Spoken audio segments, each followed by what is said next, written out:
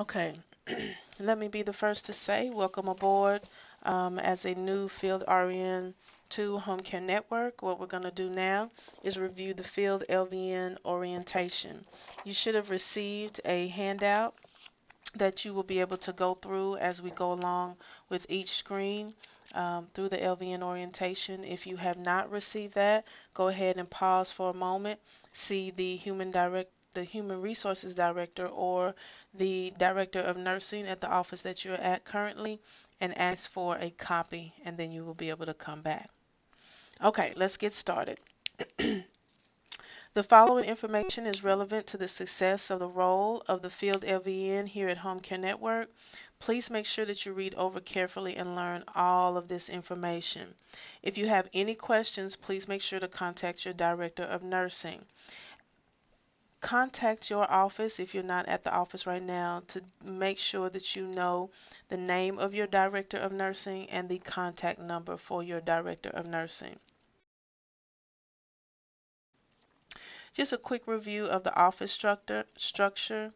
The Director of Nursing is responsible for the day-to-day operations of your office. Each office has an office manager. The Director of Nursing manages, supervises all clinical staff. This includes office and field staff. And the office manager manages and supervises all clerical staff. Each office is set up according to the needs of the individual office. You will be instructed on the layout of your office staff by a designated person. It is the responsibility of the case manager to learn each of these roles and have knowledge of the significance of each employee has in the day-to-day operations of the office. Okay, let's review the chain of command. It is very important to follow the chain of command to ensure the success of Home Care Network. Each agency has an assigned administrator that is responsible for each office within that agency.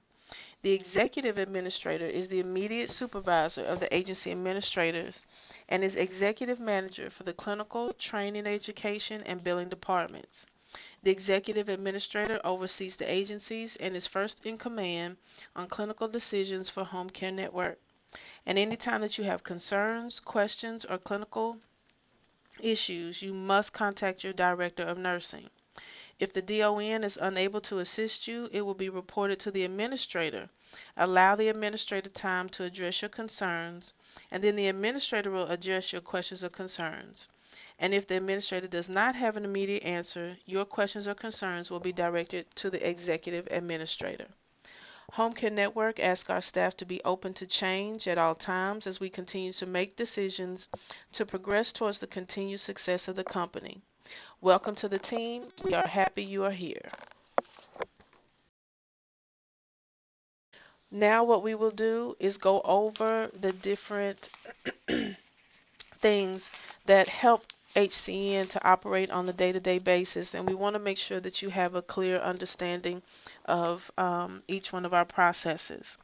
So the referral process. If a referral is called into the office by a physician's office, the office nurse, whether it's the LVN or the RN, document the following information: patient's name, Medicare number, address, phone number, physician's name and MPI number, contact person for the patient, special instructions, pertinent information, and other payer sources. Instruct the caller from the physician's office that someone from intake will contact them if further information is needed. The office nurse should write an assess and admit order, fill out the intake referral form, and send to intake department, and make sure to CC the intake director, the agency administrator, and executive administrator. If a referral is called into the office by anyone else, give them the intake department phone number, which is 877-270-2001, and direct them to contact the intake department with all of the information. Referrals are generally received by the intake department. Then you'll see below just the process of the referral itself, and I won't go over that in detail because you will have your handout to be able to review. Okay, on discharges. All discharges must be approved by the Director of Nursing before any discharge can be performed. The Director of Nursing is to discuss discharge with all staff involved in the patient's care and make informed decision on discharging patient from services. The DON is to ensure that all services and needs of the patient have been met. If patient is on service for teaching and training, ensure all teaching goals have been met. Make sure that during morning meetings to discuss discharges and ensure that the patient has been given a 5-day notice and the RN has been assigned to perform the discharge visit. Avoid discharging from the desk if at all possible. For the clerical staff, just make sure that you understand the immediate supervisor of all clerical staff is the office manager, and the clerical staff includes the office assistants, clinical assistants, anyone working in medical records, the scheduler, and also therapy coordinator. Anytime there is a problem with the clerical staff, that problem should be brought to the office manager in order for her to handle. You will have day-to-day communication with the clerical staff because they are the ones who contact you for paperwork. They are the ones that you speak with about changes in your schedule. So you will have contact with the clerical staff on a regular basis. The 45 is the patient's plan of care. You have to make sure that you are reviewing the 45 before every single visit that you go into a patient's home, because this is your plan of care. These are your orders. This is the reason why we're in the patient's home, and these are the things that we need to perform according to that patient's assessment and that patient's needs. So anytime you review the 45, if there's something that has been left off because you weigh the patient every visit because the patient is on a diuretic and a CHF, it has a CHF diagnosis, but the RN that reviewed that 485 did not include that as a part of the plan of care weighing the patient, make sure you are reporting that information to the office so a correction order can be placed so we can make sure that we are providing the patient with the skills that they need. So the RN that actually reviews that 485 has to make sure that it is accurate and complete before it is signed, and then it is submitted to the physician. The task for the software that we use, and the software we use currently is Kinzer. The tasks are chosen by the clinical staff or the RNs that go out to perform the OASIS visit, whether it is a start of care, a recertification, or a resumption of care.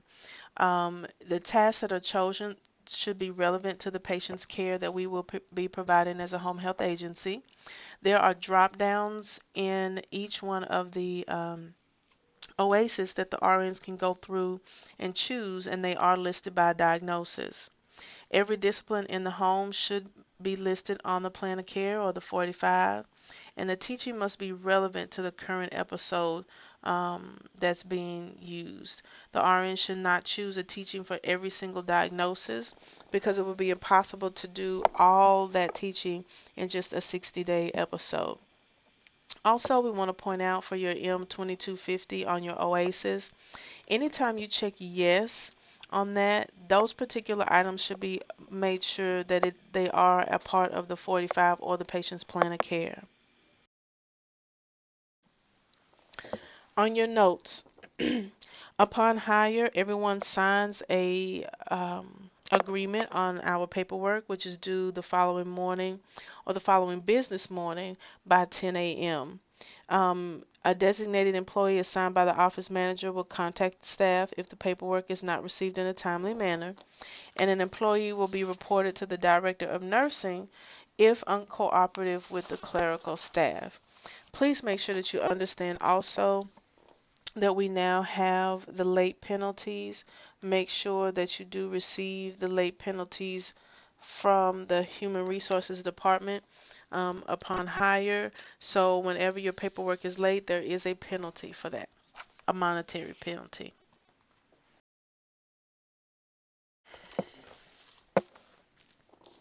Okay, so now let's review schedules. The scheduler in each of your offices reviews all of the patient schedules every Monday. You want to make sure that you review your schedule at least by Thursday of the week for those visits that are coming up in the following week. and sit down or call or even email the scheduler and let them know what changes that you are requesting to make. Now, the scheduler will make sure um, to make the changes for you, but only for those changes that are permitted. So we have to pay close attention to supervisory visits, wound evals, patient's requests, etc. So for example, home health aide soup visits have to be done within every 14 days. So if you have a home health aide soup visit that needs to be performed on by that Wednesday because it is the 14th day and the nurse is wanting to move it to that Friday, the scheduler will let you know that that visit cannot be moved. LVN soup visits have to be performed with every recert. We have to make sure our medication administrations or injections that are being performed are done on a timely manner. Insurance discharges, our 14-day wound evals with pictures, wound care, catheter care, patient and caregiver requests, because we have a lot of patients and caregivers who request to come certain days or certain times of the day to make sure that someone's there with the patient or someone can let you in because the patient isn't able to get to the door, that type of thing. And then recertifications have to be scheduled within the last 5 days of the cert period. And then any other pertinent information that the staff may need to be aware of, that scheduler will make sure that you do know. Now on complaints. All complaints are reported to the Director of Nursing or designated person upon the DON's absence as soon as possible. Each complaint must be documented by the person receiving the complaint on the patient complaint form. The form must be filled out completely and accurately, and complaints must be investigated upon receiving without delay if at all possible. The Director of Nursing or designated person must follow protocol, take action, follow up, and document. All complaints must be completely resolved within 30 days of receipt. Each complaint must be investigated without prejudice, no matter how minute an employee may feel the complaint is. Report all complaints to the administrator and executive administrator in a timely manner. All complaints are kept in a complaint notebook in the DON's office. And the Director of Nursing reports all complaints involving abuse, neglect, and exploitation to the administrator immediately, just in case there is a need for self-report that has to be done within 24 hours of being notified of the abuse, neglect, or exploitation. Now, employee concern. All employee concerns are to be reported to the Director of Nursing or designated person upon the DON's absence. Each employee concern must be documented by the employee, and all employee concerns will be investigated by the Director of Nursing. The Director of Nursing or designee will take action and follow up, and those concerns will also be reported to the administrator and executive administrator in a timely manner. Now, just so you understand the Medicare qualifiers, I won't go over these in detail because they've been gone over in detail in your quick reference, but observation and assessment can only be a reason for home health in the patient's home for a max of 3 weeks. Management and evaluation, teaching and training, administration of medications, tube feedings, nasopharyngeal and tracheostomies, catheters, wound care, ostomy care, and the last 3 we don't perform here at Home Care Network. But I just want to make sure, I know some people think, well, the LVNs don't have to worry about that. But yes, you do, because you have to make sure that you are in that home on each one of your visits performing a billable skill. These are billable skills. You cannot go into a patient's home and perform a venipuncture and that be the only skill that you performed during that visit, because it becomes a non-billable visit. A venipuncture, according to Medicare guidelines, is not a billable skill for home health services. So you have to make sure that you are performing at least one of these skills in the home in order for it to be a billable visit for our reimbursement with Medicare. For management and evaluation, those can only be performed by an RN. So if at any time you are scheduled management and evaluation as an LVN, please make sure that you notify the office to let them know. At this point in time, Home Care Network, we do not have any patients on management and evaluation, but if we do pick that up in the future and you are assigned to a management and evaluation patient, make sure that you notify the office so that can be taken care of. Case conference, you want to make sure that you are attending case conference at your office every week. This is a weekly meeting. You go over what has gone on with patients for the past 60 days with all the disciplines that have been in the home. And this gives the RN the opportunity to know why we're recertifying the patient or discharging the patient. And it gives the point of view from each of the disciplines that have been in the home. On your teaching, you want to make sure that your teaching is relevant to the patient's needs.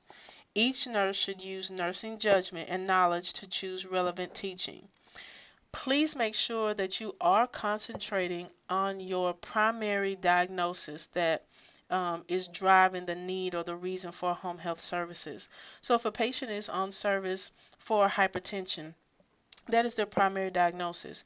You want to make sure that you are addressing that hypertension in each one of your visits, not just you took the blood pressure, but address the hypertension in the sense of if the patient has had teaching on their diet and they continue to be non-compliant and they're still eating fatty, greasy, fried foods, then you want to address that. Or if the patient has had problems with that and they finally have learned their diet and they are progressing and eating correctly, then you want to address that also in your note. So your note should be geared towards a complete assessment, but should always include the primary reason why we are in that patient's home.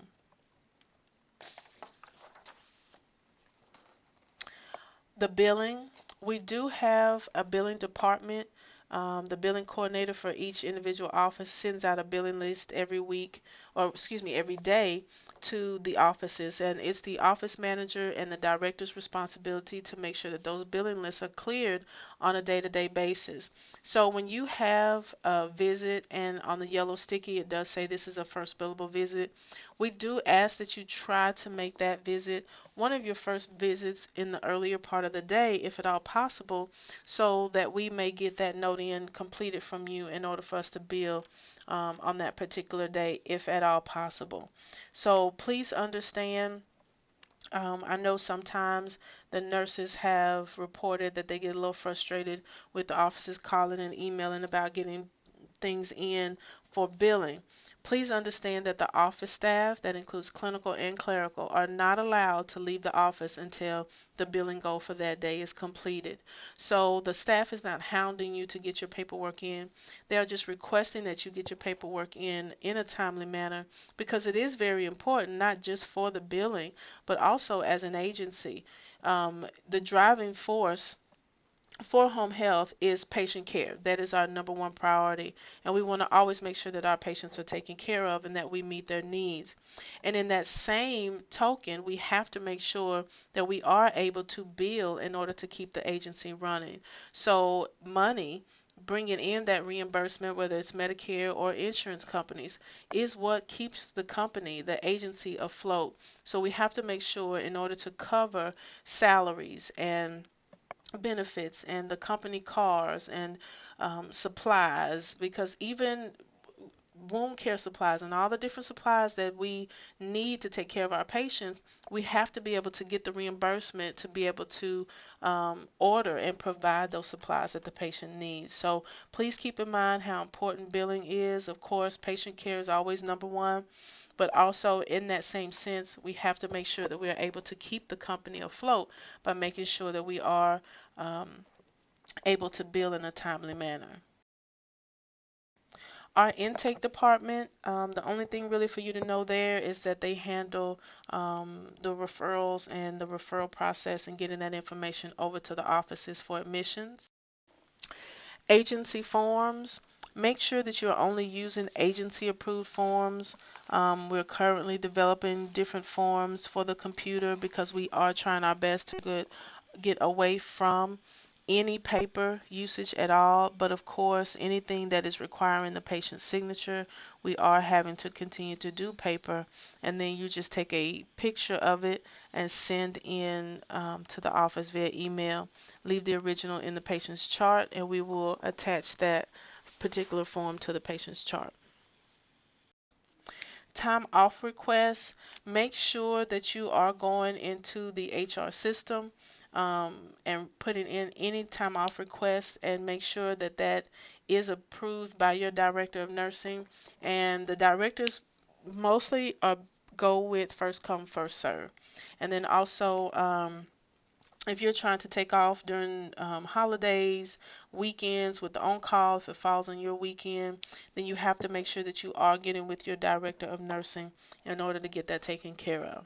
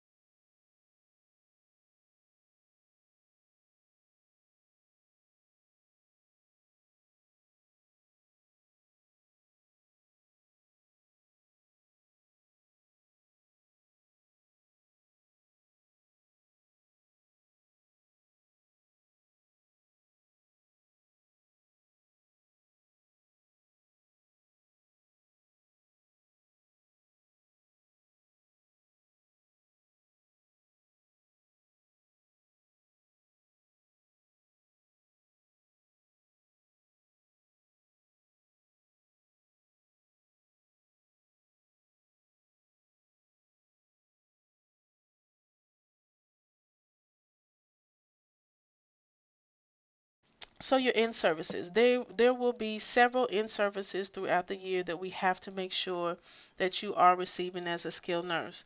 Now, the in services that we perform, you do not receive CEUs for them. These are just in services that are required by the agency in order for us to stay in compliance um, as a Medicare agency. So this does not go towards your CEUs that you need for your nursing license. So you have to make sure that as a professional, you are keeping up with being able to get in your CEUs for your license. But you have to make sure that any in services that are reported to you that are needed, that you are getting those taken care of as soon as possible. And the in services will be available for you to go to and link and click on the link on our website in order to be able to listen to those in services. Some in services may actually be where you have to come into the office, especially the OSHA guidelines in service that we have to do every year. Just make sure that you are attending those, and usually in general we try our best not to have you have to come into the office, and you'll be able to do them via computer. Now the on-call, every nurse takes part in on-call, whether you are full-time or PRN. And that on-call rotation depends on how many staff that you actually have in your office at that time. So you have an RN and an LVN on call together, and the director of nursing tries to get that schedule out at least 2 months in advance. But call begins on Friday at 5 p.m. and it ends the following Friday at 8 a.m. So during that few days or a week at a time, you will be on call and have to see patients after hours or on weekends when the office is closed. On our policy and procedure, Those manuals are kept in the director's office, and they are available to the staff whenever you are needing to review policy and procedure. We receive updates through Healthcare Consult link on our policies and procedures on a monthly basis. And anytime that we receive new policy and procedures, we do get those sent out to the staff. And we need to make sure that you have have received and reviewed what the new policies are, and then we keep track of that. But the policy and procedure manual or notebook itself is available in each one of the offices at any time that you would like to review. For the nursing procedures, that policy manual is kept in the director's office, and it also is available to the staff whenever it's needed. It contains all the clinical procedure processes. So if you need to review how to insert a Foley catheter or how to start an IV or a venipuncture, any of those type of clinical procedures is what's kept in that particular manual, and that's also available at the Director of Nurses office in each office. Your Nursing Quick Reference is a guide for all of our HCN nurses, and it contains all pertinent information for the HCN nurses. You should have reviewed that particular part of your orientation already before this one, and you should have handouts on that. Insurance, just so you have a quick understanding of insurance patients. Some of our insurance patients' cert periods are 30 days. Some of them are 60-day certification periods. So we want to make sure that you do have an understanding, and it is set up on that patient's plan of care if they are a 30-day or 60-day certification period. With insurance patients, you want to make sure that you are getting into their home, front-loading visits, doing as much teaching as possible in those visits when they are performed, because the insurance companies only give us a limited amount of authorized visits, and we have to make sure that we're getting into those homes and performing that care, the teaching, whatever it is that that particular patient needs in a timely manner, so we will be able to discharge that patient with goals met once those authorized visits are no longer available. So again, we have to make sure that we're getting in there and performing whatever that patient's needs are up front loading that teaching, getting as much as we possibly can done from the beginning, so we make sure that once we do have to discharge because there's no longer any authorized visits, that that patient will be taken care of. Also, we want to make sure on the insurance patients that the skilled nurse evaluation is being performed, and that is very important. You have to make sure that you are completing a communication note anytime that a skilled nurse evaluation visit is assigned to you. That is a communication note that comes to the office. You do the drop down, and in that template you want to choose skilled nurse evaluation. All you have to do is go through, fill out the template, and then submit it. When it's read on the office side, it's allowing us to know if we need to go ahead at that time, 2 weeks in, to request more visits for that patient from the insurance company for authorization, or if we will be able to discharge that patient at the end of the certification period.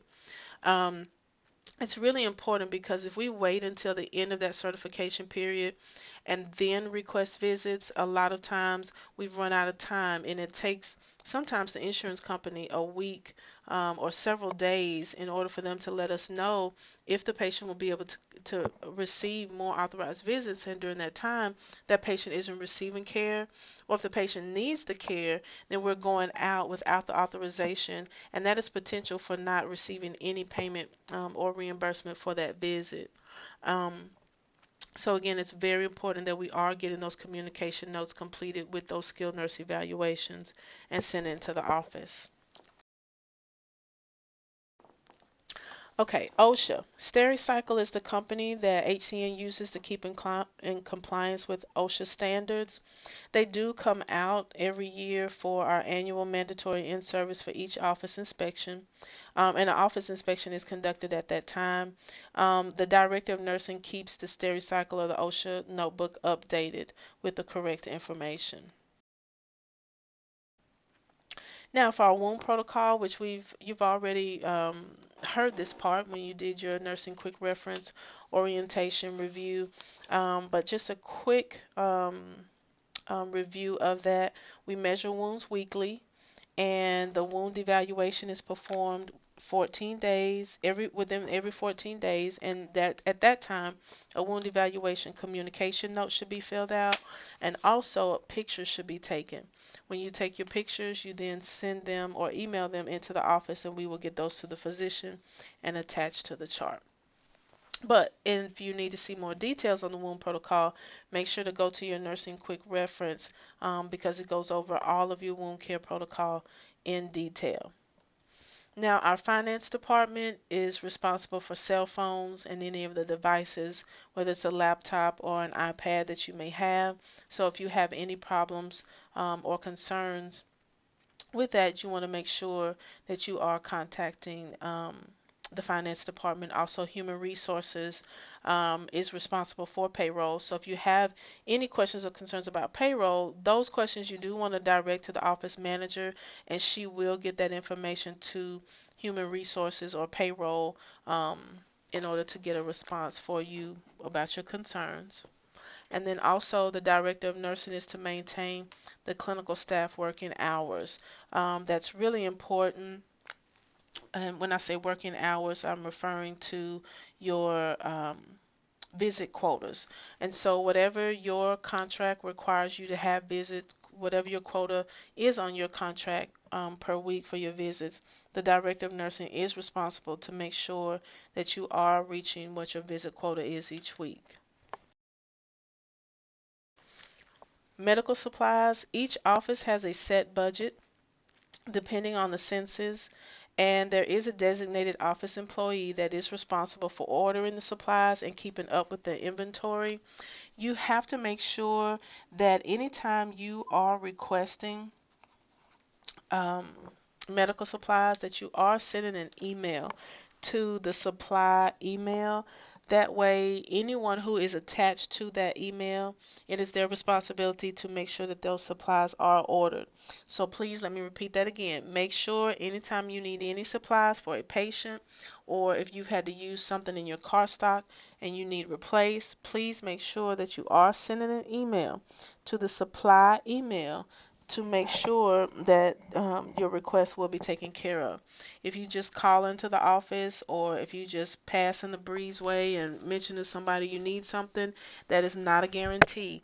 And I say that because everyone throughout the day is receiving several phone calls. Everyone throughout the day is trying to take care of patients, and we want to make sure that any medical supply needs are not missed. So those medical supply needs need to be emailed to that supply email, so everyone on there will make sure it gets taken care of and ordered.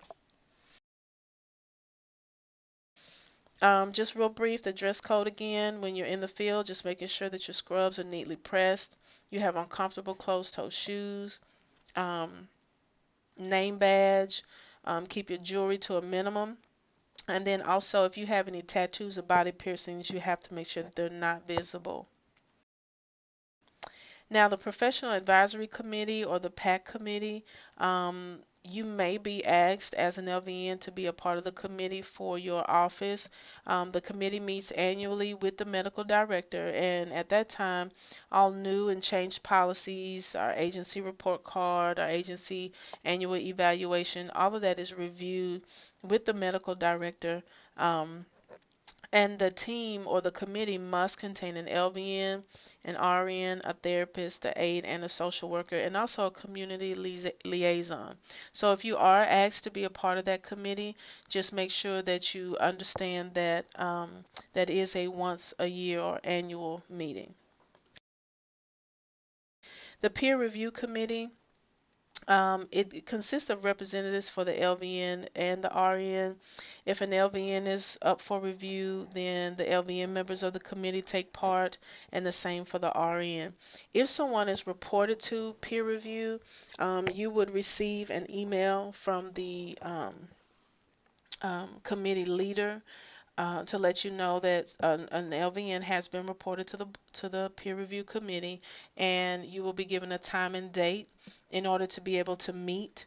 At that time, the LVN who has been reported has that opportunity to come in and talk to the group, give their testimony or their side of whatever the situation is, so that can be taken in consideration. If you are asked to be a part of this committee, it is very important to always maintain confidentiality, because the information that is shared um, can sometimes be a lot, and it can really affect someone's license, because as a part of this committee, you are deciding whether or not to report a fellow co-worker to the nursing board. And we all know that that is huge, because we all work to maintain our licenses, and this is how we provide and care for ourselves and our families. So if you are asked to be a part of this committee, please make sure that you do understand confidentiality and also the importance of the decisions that you will be making. Okay, so on the steer, that is in the patient's home folder. Anytime a patient is classified as an emergency preparedness code 1 patient, then we want to make sure that we get them registered for emergency evacuations.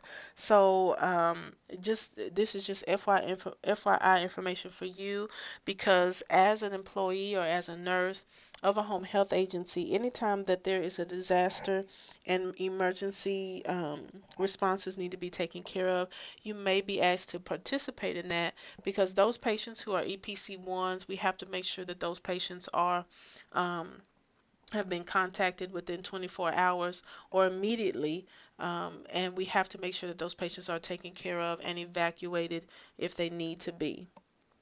On the office procedures, just that's short and quick, just letting you know that HCM, we have office procedures for everything, and we have to make sure that we follow those procedures at all times. No office procedures are changed or processes are changed without the approval of the executive administrator. And your visit orientation. That's the last thing we'll go over. As a new nurse for HCN, you will be assigned to ride along with another LVN. It depends on the experience that you have as to how long and how many days you would have to go out with someone. Once you ride along with that LVN, she will then notify the director of nursing whether or not you are ready to be checked off to be independent with your visits, and then at that time, a registered nurse will be assigned to meet you in a patient's home, or maybe even for a day of a ride along with the registered nurse, in order to be checked off, in order to continue to see patients independently. But again, if you have any questions at any time about any information that has been reviewed, please make sure that you are contacting Latanya Williams at lwilliams@homecarenetwork.com, or if you call the office at 972-270-2000, they will get you in contact with her by phone. Thank you for attending the Field LVN orientation part. And again, if you have any questions, contact Latanya,